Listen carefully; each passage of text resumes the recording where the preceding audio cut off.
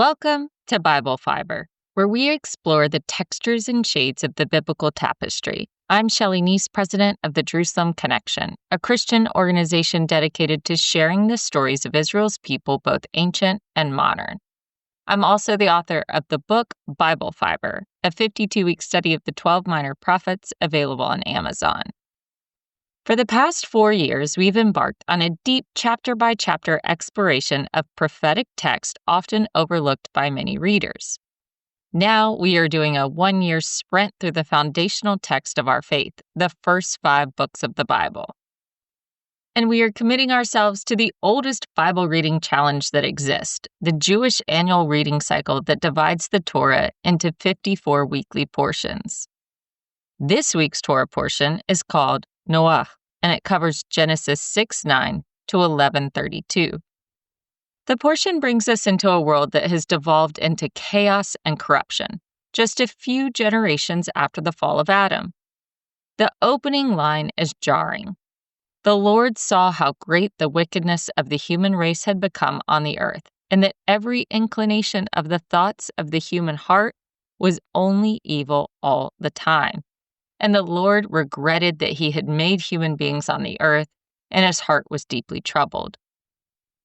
This is a really painful verse, revealing that God is grieved by the state of his creation. Amidst this despair, however, we find a single glimmer of hope. Genesis says, "But Noah found favor in the eyes of the Lord." Noah is described as a righteous man, perfect in his generation. He is not perfect in a sinless way, but rather he is wholehearted and complete in his devotion to God in a world that had completely turned away. Unlike Abraham, who would later debate with God over the fate of Sodom and Gomorrah, Noah is silent. He simply trusts and obeys. He builds a massive ark and gathers the animals, preparing for a cataclysm that seems completely impossible. His faith is a quiet act of submission to a God whose plan he does not fully understand. The flood narrative is more than a story about a punishing rainstorm. From a theological perspective, it's a decreation. It's an undoing of the world back to its primordial state of watery chaos, echoing the formless and empty earth of Genesis 1. God is essentially hitting the reset button on his creation.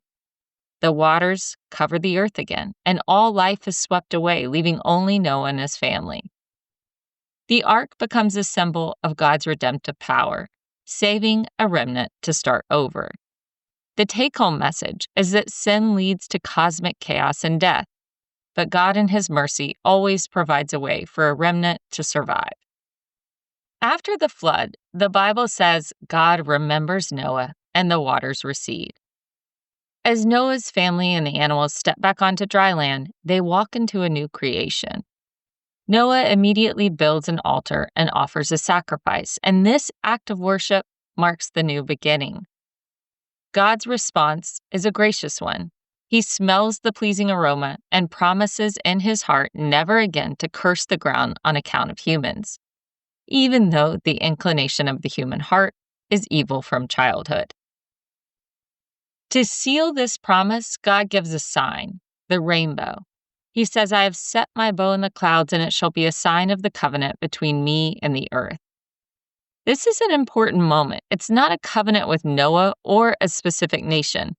It's a universal covenant with all living creatures, a unilateral promise from God never again to destroy the world. The rainbow is a symbol of God's grace and his unwavering commitment to his creation. For Jewish tradition, the rainbow is a reminder of God's mercy and a sign that we as humanity must be vigilant in living righteously. For Christians, the rainbow is a foreshadowing of God's ultimate commitment, his grace that culminates in sending his son, Jesus, the ultimate reassurance of God's promise. Much has been made about the similarities between the ancient myth called the Epic of Gilgamesh and the biblical story of Noah's flood. And for good reason. We only learned about the Epic of Gilgamesh in the 1870s. George Smith, a British Assyriologist, was studying cuneiform tablets from Nineveh when he came across a fragment describing a great flood. the more he deciphered, the more he realized he had found a story quite similar to the biblical account, but also entirely different. Since that time, almost 100 more fragments of the Epic of Gilgamesh have been found at sites all across Mesopotamia. The overall structure of the Epic of Gilgamesh and Noah's flood are very close.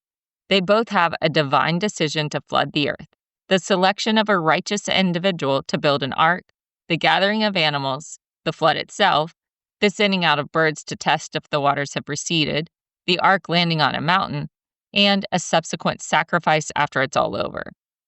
These parallels definitely scream that there was a common Mesopotamian tradition of a great flood, which makes sense if the Great Flood really happened. However, the differences between the two stories are also where the Bible truly shines. Nahum Sarna, in his book Understanding Genesis, emphasizes that the Bible's global flood story has a strong moral imperative, something that is totally lacking in the Epic of Gilgamesh. In the Epic of Gilgamesh, the flood is triggered by the gods' annoyances at the noise of humanity. It's a capricious act, and it lacks any sense of justice or purpose. In contrast, the Bible presents the flood as a direct consequence of human wickedness and moral corruption. God, in his righteousness, acts to cleanse the earth of violence and injustice, but he offers a chance for a new beginning with Noah and his family. After the flood, God establishes a covenant with Noah, promising never again to destroy all life with the flood. The rainbow is the symbol of this everlasting covenant. But this element is absent in the Epic of Gilgamesh. No goodness or divine promises come from the floodwaters' withdrawal. Finally, the Noah flood story has a monotheistic perspective that totally transforms the narrative. Unlike the polytheistic Epic of Gilgamesh, where the gods bicker and act out of selfish motives, the God of the Bible is just sovereign, just, and compassionate. The flood is not an arbitrary act, but a deliberate response to human sin that ultimately paves the way for a renewed relationship between God and humans, based on the principles of divine mercy and grace. In chapter 11, the author of Genesis pivots from Noah's flood to the incident of the Tower of Babel.